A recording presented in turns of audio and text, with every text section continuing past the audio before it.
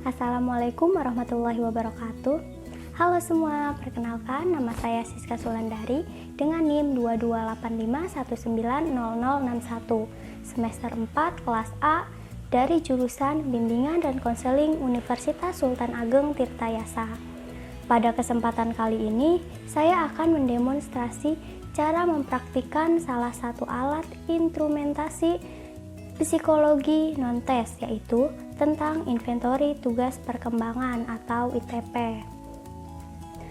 Baik, langsung saja kita masuk ke pembahasan yang pertama, yaitu tahap pra-pelaksana atau persiapan pelaksanaan instrumen. Sebelum pelaksanaan asesmen, pertama, konselor melakukan perencanaan dengan menetapkan tujuan layanan asesmen. Yang kedua, menetapkan sasaran dan jumlah sasaran layanan. Yang ketiga, menetapkan waktu dan tempat pelaksanaan asesmen. Yang keempat, mempersiapkan soal ITP dan lembar jawaban ITP. Selanjutnya, kita masuk ke materi yang kedua, yaitu tahap awal pelaksanaan atau pembukaan. Di sini, saya akan mempraktikkan cara menjadi guru BK untuk membuka kegiatan pengisian instrumen ITP ini. Kegiatannya dilakukan secara daring melalui Google Meet. Assalamualaikum warahmatullahi wabarakatuh. Apa kabar kalian semua? Semoga dalam keadaan sehat walafiat. Sebelumnya terima kasih nih kepada siswa-siswi yang telah bersedia ikut serta dalam kegiatan kali ini. Izinkan Ibu memperkenalkan diri Ibu sendiri. Nama Ibu Siska Sulandari, biasa dipanggil Ibu Siska. Di sini, Ibu akan menganalisis inventori tugas perkembangan atau ITP. Ibu akan sedikit menjelaskan terlebih dahulu mengenai ITP ini. ITP adalah instrumen yang digunakan untuk memahami tingkat perkembangan individu. Instrumen ITP ini dikembangkan oleh Universitas Pendidikan Indonesia atau UPI, di mana tujuannya untuk menunjang kegiatan bimbingan dan konseling di sekolah. Bisa juga digunakan untuk mengetahui tingkat perkembangan anak-anak dan perkembangan pada umumnya. Instrumen ITP ini bersifat rahasia, jadi yang mengetahui hanya diri kalian sendiri. Untuk pengisiannya, dilarang untuk contek-mencontek, karena ini bukan untuk mencari nilai tertinggi, tetapi ini untuk mengetahui perkembangan pribadi kalian masing-masing. Untuk mempersingkat waktu, Ibu akan mengirimkan link Google Form untuk mengisi instrumennya, dan sebuah file PDF berisi soal dari instrumen ITP ini. Nanti Ibu akan kirimkan melalui WA Group. Sekarang kita lanjut kepada materi yang ketiga, yaitu tahap inti pelaksana atau pemberian instruksi petunjuk pengerjaan instrumen. Di sini saya akan memberitahu petunjuk pengerjaan instrumen ITP. Baik, sudah Ibu kirimkan ya soal serta lembar jawaban melalui WA Group. Sebelum kalian mengisi, Ibu akan menjelaskan terlebih dahulu nih cara pengerjaannya. Di Google Form sudah ada untuk lembar pengisian ITP. Nah, untuk petunjuk yang pertama, kalian harus mengisi identitas diri kalian terlebih dahulu. Seperti ada nama, lalu kelas, lalu ada tanggal lahir, lalu ada usia, tanggal pengisian, dan yang terakhir kode.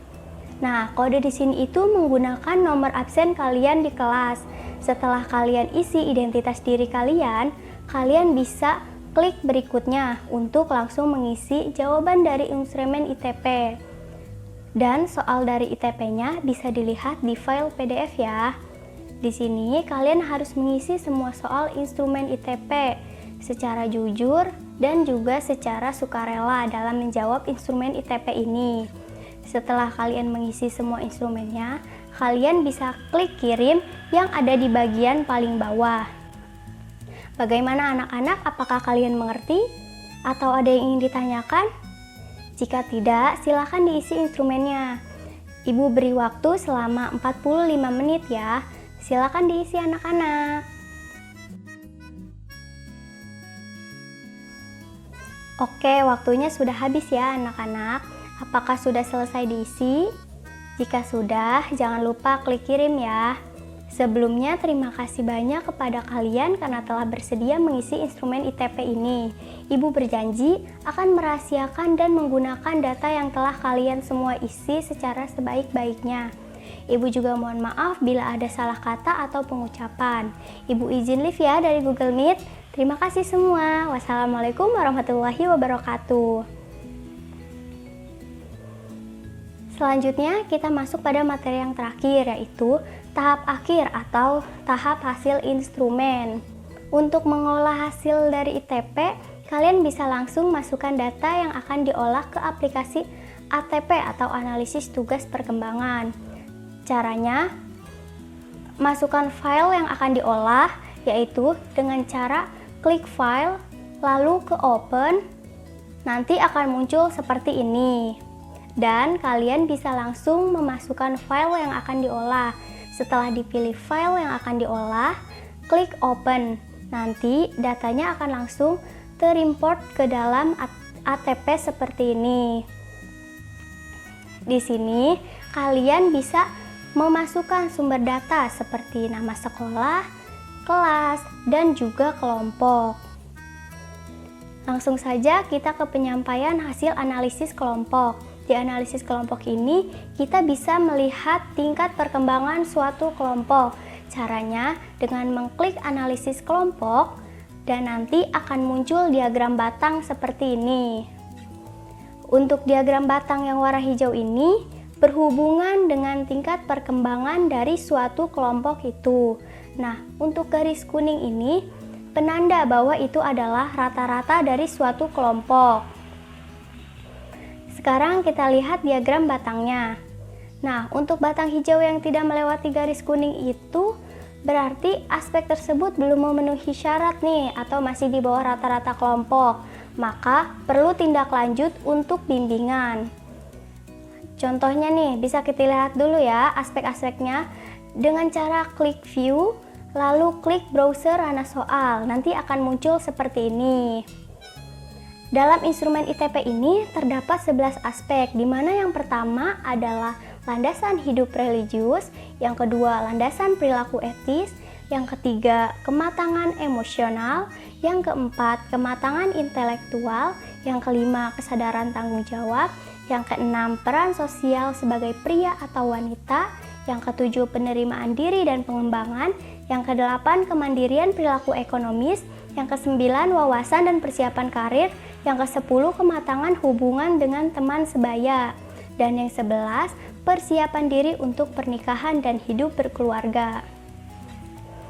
Bisa kita lihat bahwa dalam suatu kelompok ini ada aspek yang masih di bawah rata-rata atau batang hijaunya masih di bawah garis kuning nih. Seperti aspek nomor 3 yaitu kematangan emosional, lalu ada aspek nomor 4 kematangan intelektual, lalu ada aspek nomor 9 yaitu wawasan dan persiapan karir, dan juga aspek nomor 10 yaitu kematangan hubungan dengan teman sebaya. Nah, keempat aspek tersebut ternyata masih di bawah rata-rata nih dan perlu tindak lanjut atau perhatian khusus.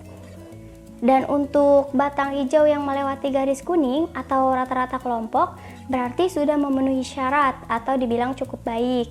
Bisa kita lihat juga yang melewati garis kuning atau rata-rata kelompok ada aspek nomor 1 yaitu landasan hidup religius, lalu ada aspek nomor 2 yaitu landasan perilaku etis, lalu ada aspek nomor 5 yaitu kesadaran tanggung jawab, lalu ada aspek nomor 6 yaitu peran sosial sebagai pria atau wanita, lalu ada aspek nomor 7 penerimaan diri dan pengembangan, lalu ada aspek nomor 8 kemandirian perilaku ekonomis, dan juga aspek nomor 11 yaitu persiapan diri untuk pernikahan dan hidup berkeluarga. Nah, dari ketujuh aspek ini sudah melewati garis kuning nih atau rata-rata kelompok. Berarti suatu kelompok ini sudah memenuhi syarat atau dibilang cukup baik. Seperti itu hasil laporan dari inventory tugas perkembangan atau ITP ini.